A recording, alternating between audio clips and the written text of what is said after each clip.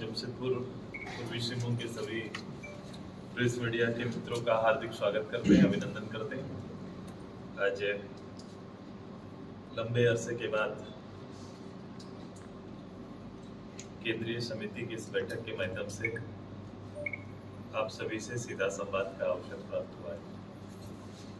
Party की आज केंद्रीय समिति की बैठक है और नियमित रूप से वर्ष के अंदर 3 केंद्रीय कमेटी की बैठक होना आवश्यक है, जिसके माध्यम से बीच के काल में पार्टी के निर्णयों को इस कमेटी के माध्यम से पास करना पड़ता है, जो एक दलीय व्यवस्था है, जिसके ऊपर हम आज उसी के कई बिंदुओं पर बात करेंगे। तो सबसे पहला कि राज्य के अंदर आज पूरी मीटिंग में ज्वलंत विषय जो है उस संदर्भ में चर्चाएं होंगी, हो रही है और हम सभी लोगों ने उस पर चर्चा करके राज्यव्यापी कार्यक्रम तय किया है। साथ ही पार्टी का पिछला जो निर्माण वर्ष था, निर्माण वर्ष में पार्टी ने पूरे राज्य भर में पार्टी के सभी पंचायत तक के सभी 12 सहयोगी इकाई का गठन करना निश्चित किया था। सभी सहयोगी इकाई के प्रमुख आज अपना डाटा पेश कर रहे हैं, जो काम पूरा हो चुका और कुछ काम अधूरा है। तो जो पूरा हो चुका उसे सूचीबद्ध किया जा रहा है, जो काम शेष है संगठन के आधारभूत संरचना का, तो उसे पूरा करने का एक निर्धारित समय निश्चित किया जा रहा है। साथ ही साथ पार्टी राज्य के अंदर आने वाले समय में जिन मुद्दों को लेकर तो पार्टी का मूल मुद्दा रहा है, उन मुद्दों को लेकर जनता के बीच जाने का निर्णय लिया है। उसके कार्यक्रम बेहद रूप से आज तैयार कर लिए गए। मैं प्रमुख रूप से पार्टी के अंदर भी अलग अलग दायित्व विधानसभा वार, लोकसभा वार देने का भी निश्चय किया है। इस राज्य के जिन ज्वलंत विषय पर आज चर्चा हुई, उसमें प्रमुख रूप से इस राज्य और राज्य के झूठ के बुनियाद पर खड़ी राज्य सरकार, जिन्होंने पिछले चुनाव में लोगों को मिथ्या पोथी के द्वारा, झूठ की पोथी के द्वारा भ्रमित करके जनादेश लेने का काम किया। आप सभी लोग देख रहे हैं कि राज्य में जो आगे नींव जिसमें कहते हैं उसका क्या होगा, इसकी भी चिंता इनको नहीं है। सुदेश जी, सबसे पहले बधाई कि आपने रिसर्च एंड एनालिसिस टीम बनाई है। झारखंड करने जा रहे हैं, घोषणा भी करेंगे। ये आजसू पहली पार्टी ऐसी होगी कि झारखंड में खासकर एक टीम बनाई है। इस टीम का उद्देश्य क्या है, जो रिसर्च एनालिसिस टीम आपने बनाया है? देखो, आज समय के साथ राजनीति बदल रही है, राजनीति बदल रही है, विषय बदल रहे हैं और प्लेटफॉर्म्स भी अलग अलग सेट किए जा रहे हैं। आज राजनीति मात्र विचार का विषय नहीं रहा। आगे होता था कि विचारधारा के आधार पर चुनाव लड़ेंगे। आप देखेंगे कि विचारधारा मात्र नहीं रहा। विचारधारा तो है एक विषय, लेकिन विचारधारा के साथ साथ प्रबंधन बड़ा विषय बन गया है। पॉलिटिकली प्रबंधन जिनके पास बेहतर रहेगा, उनका परिणाम बेहतर हो रहा है। तो समय के साथ चीजें करवट ली है, तो आपको उस पर ध्यान केंद्रित करना पड़ेगा। रिसर्च इसलिए कि आप देखेंगे दल के अंदर में या राज्य के संदर्भ में समझने का, राज्य को समझने का, समाज को समझने का, नीतियों को समझने का कभी भी कोई प्लान नहीं होता है और कभी अधूरा होता है। जैसे आज के दिन में कोई घटना घट जाती है, कोई नीति नया बनाना है, राज्य के लिए कोई आवश्यक है, इसके लिए कोई शोध पॉलिटिकल पार्टी की ओर से होता नहीं है। हम ऐसे ही एक अपना युवा लड़का को जो इसमें रुचि रखा, जिसका एक्सपीरियंस है और जो बाहर में वेबरोड में काम करके जो आया और सीधे अक्षु के साथ आज जुड़ के वो इसको उन्होंने चॉइस किया कि मैं पार्टी के अंदर रिसर्च करने का काम करूंगा। आज वो हम लोग डिक्लेयर करेंगे, पहली बार ये पार्टी होगी जो दल के अंदर राज्य के हित में दलीय राजनीति का रिसर्च करने का भी काम करेगी और राज्य के पूरे माहौल का रिसर्च करके पार्टी को समय समय पर अपना प्रतिबंध देने का काम करेगी। वहाँ के जनता के जनमानस के जो इस राज्य के प्रति, झारखंड के प्रति या जो उनका लगाव रहा है, जो उनका आंदोलन रहा है, उसको भी समेटने की तैयारी हम करेंगे और पॉलिटिकल एक्टिविटी उन दोनों राज्यों में भी पार्टी फिर से आगे और तेजी से बढ़ाने का प्रयास करेगी। कि हम लोगों ने जिसको विश्वास दिया है, आगे भी हम लोग उसी विश्वास के साथ चलेंगे। भारतीय जनता पार्टी आजसू के साथ मिलके आगे चलने के जो भी विषय अड़ंगा जो भी आया है, उन विषयों पर मंथन चल रहा है। आप सभी लोगों ने रामगढ़ को देखा, कि ईमानदारी से लड़ा गया एक प्रयास से सरकार को मात देने का काम हम सभी लोगों ने किया है।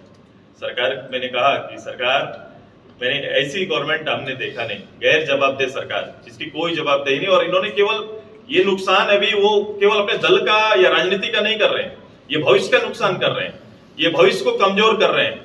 जो सरकारी तंत्र है, जिस सरकारी तंत्र को राज्य की जनता की सेवा के लिए रखा गया था, उस तंत्र को कहीं ना कहीं कमजोर किया जा रहा है। जिसका दायित्व तो राज्य की जनता के प्रति था, उसका कहीं ना कहीं सम्मान आहत हो रहा है और वो राज्य की जनता के प्रति ना सेवा करके वो केवल अपने और अपने हित के लिए काम कर रहे हैं। ये एक बड़ा गलत परिपाटी को आगे बढ़ा रहे हैं। एक दिन की, हम इसीलिए कहते हैं, इन्होंने झारखंड के आज और कल दोनों को बर्बाद करने की ठान ली। झारखंड का आज जो यूथ है, जिनके लिए ये रोजगार का जो समय है, जो रोजगार का खासकर आप देखेंगे जो 3 लाख 3.5 लाख जिस सरकारी पद की बात करते हैं, उसमें से 2 लाख के लगभग आसपास के पद केवल शिक्षक का पद है। अगर जिस प्रदेश में 2 लाख शिक्षक का पद खाली रहे तो वो आज भी बर्बाद होगा। यदि टीचर हम नहीं दे पा रहे हैं, नौजवान जो रेडी हैं, जिन्होंने टेट के एग्जाम पास किए हुए हैं या फिर तैयारी कर रहे हैं, उनके लिए कोई प्लान राज्य सरकार का नहीं है। दूसरा, भविष्य का भी नुकसान कर रहे हैं, क्योंकि 2 लाख शिक्षक अगर स्कूल में नहीं जा रहे हैं तो उस स्कूल और नवजात का क्या हो रहा है, झारखंड के नींव जिसमें कहते हैं उसका क्या होगा, इसकी भी चिंता इनको नहीं है। सुदेश जी, सबसे पहले बधाई कि आपने रिसर्च एंड एनालिसिस टीम बनाई है झारखंड करने जा रहे हैं, घोषणा भी करेंगे। ये आजसू पहली पार्टी ऐसी होगी कि झारखंड में खासकर एक टीम बनाई है। इस टीम का उद्देश्य क्या है जो रिसर्च एनालिसिस टीम आपने बनाया है? देखो, आज समय के साथ राजनीति बदल रही है, राजनीति बदल रही है, विषय बदल रहे हैं और प्लेटफॉर्म्स भी अलग अलग सेट किए जा रहे हैं। आज राजनीति मात्र विचार का विषय नहीं रहा। आगे होता था कि विचारधारा के आधार पर चुनाव लड़ेंगे। आप देखेंगे कि विचारधारा मात्र नहीं रहा। विचारधारा तो है एक विषय, लेकिन विचारधारा के साथ साथ प्रबंधन बड़ा विषय बन गया है। पॉलिटिकली प्रबंधन जिनके पास बेहतर रहेगा उनका परिणाम बेहतर हो रहा है। तो समय के साथ चीजें करवट ली है, तो आपको उस पर ध्यान केंद्रित करना पड़ेगा। रिसर्च इसलिए कि आप देखेंगे दल के अंदर में या राज्य के संदर्भ में समझ देख रहे हैं कि राज्य में जो आक्रोश बना है और जो माहौल तब 19 में बनाया गया था, इस राज्य में स्थानीय नीति, नियोजन नीति, आरक्षण जैसे विषयों को और साथ साथ डायरेक्ट बेनिफिट योजनाओं को घोषणा करके 19 का जनादेश लिया। जनादेश पाने के बाद लगातार 3 साल या उससे ज्यादा समय निकल गया। अब नीतिगत मुद्दों के अलावे भी डेवलपमेंट के किसी मानक पर राज्य सरकार की कोई दिलचस्पी नहीं है। राज्य के निचले इकाई तक को अधिकार देना, पंच पंचायत जिसकी व्यवस्था को हम सभी लोगों ने लागू किया। आज पंचायत प्रतिनिधि के हालत को देख लीजिए, पंचायत, पंच, ग्राम सभा, इन सारे जो संस्थाएं हैं इसको कमजोर किया जा रहा है। जबकि यह दायित्व राज्य सरकार का था कि इन्हें मजबूत किया जाए, नेतृत्व को कमजोर किया जा रहा है। और ये कोशिश हो रही है कि राज्य के संसाधनों को किस रूप से, मैंने कहा था कि लूट और झूठ इस सरकार ने परंपरा बना दिया। लूट आप देख रहे हैं, रिसोर्स का किस रूप से इस राज्य के अंदर जो रिसोर्स हमारे, उसको किस रूप से दोहन, सरकारी संरक्षण में दोहन हो रहा है। सरकारी संरक्षण में दोहन हो रही। पहली बार पार्टी चली, राज्य के सारे पद में बैठे व्यक्ति, एक भी कार्यालय, मैंने कहा मुख्यमंत्री जी से मैंने यही कहा था कि एक भी कार्यालय, एक भी सरकारी पदाधिकारी ऐसा बोल दीजिए कहीं पर जो बिना चढ़ावे के कोई काम जनता की सेवा कहीं पर कर रहा है, तो पूरी अराजकता की स्थिति है राज्य के अंदर में। ये का नेतृत्व, सभी अराजकता की स्थिति का नेतृत्व सीधे तौर पर राज्य के मुख्यमंत्री कर रहे हैं। हम लोगों ने इसी संदर्भ में हम लोग ने एक तैयारी करके राज्य भर में जन पंचायत के माध्यम से 81 विधानसभा में जन पंचायत करने का निर्णय लिया। राज्य के और सरकार के जितने वायदे, उस वायदों को जनता के बीच में याद दिलाने के लिए कि जिस मकसद के साथ ये सरकार का गठन हुआ या जिन मुद्दों को प्राथमिकता के साथ लाकर भ्रमित करके झूठ की नींव पर यह सरकार जो बनी है, उसको फिर से लोगों के दिमाग में बैठाने के लिए एक आंदोलन के स्वरूप में राज्य के 5 प्रमंडल के पंचायतों में हम डिजिटली वार करते हुए हम लोग जाएंगे और हर पंचायत में सभा और उनके वायदों को रिपीट करके उनके बीच में दिखाने का काम करेंगे, ताकि सरकार का पर्दाफाश हम लोग कर सके।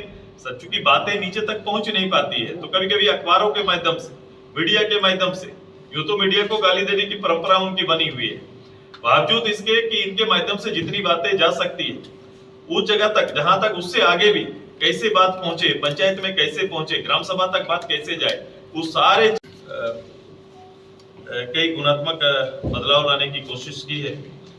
आज के दिन में सोशल मीडिया प्लेटफॉर्म बड़ा मजबूत प्लेटफॉर्म है, हमारा कोशिश है कि उससे और मजबूत हम लोग करें। साथ ही साथ इस राज्य के अंदर में हम लोग ने एक पहली बार डाटा और रिसर्च के लिए एक पार्टी ने इकाई गठन किया है कि पार्टी के अंदर में इस राज्य के जो पॉलिटिकल गतिविधि है, यहाँ के जनजातीय व्यवस्था की जो गतिविधि है, ये रोज दिन पार्टी के अंदर में भी और दलीय रूप से झारखंड के अंदर में एक रिसर्च टीम पार्टी के अंदर से रहेगा, जो पार्टी को फीडबैक राज्य के अंदर के फीडबैक्स तैयार करेंगे रिसर्च के माध्यम से, और उस आधारित रणनीति बनाने की तैयारी हम लोग सब करेंगे। ये एक अलग सा एक अपना एक काम होगा, और उसके लिए हमने आज घोषणा भी करेंगे। उसके एक स्पेशलिस्ट जिनका इस बात में अनुभव है वो इसका नेतृत्व करेंगे, उनको जिम्मेदारी दी जाएगी। इसके साथ साथ पार्टी राज्य के अंदर में जनजातीय जनगणना के लिए, चूंकि आज देख रहे हैं जो रिजर्व डिस्ट्रिक्ट के अंदर में डिस्ट्रिक्ट रोस्टर में पिछड़ों के लिए जगह नहीं, हमने लगातार कहा कि राज्य के अंदर जातीय जनगणना कराएगी, क्योंकि कई समुदाय कई जातियों को अगर उसके आहर्ता उसकी संख्या का मूल आकलन अगर नहीं कर पाते हैं तो हमें न्याय देने में दिक्कत होगी।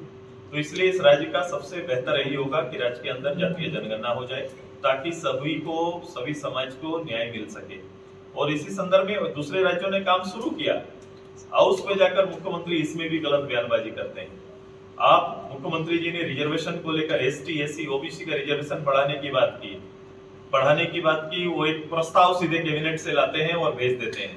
ऐसा होता नहीं मुख्यमंत्री जी, ऐसा आपको कोई भी प्रस्ताव अगर शेड्यूल ट्राइब के लिए, शेड्यूल कास्ट के लिए, ओबीसी के लिए अगर कोई भी आप आरक्षण देना चाहते हैं तो आप आरक्षण दे सकते हैं, लेकिन उसके लिए सुप्रीम कोर्ट के गाइडलाइन को आपको फॉलो करना पड़ेगा।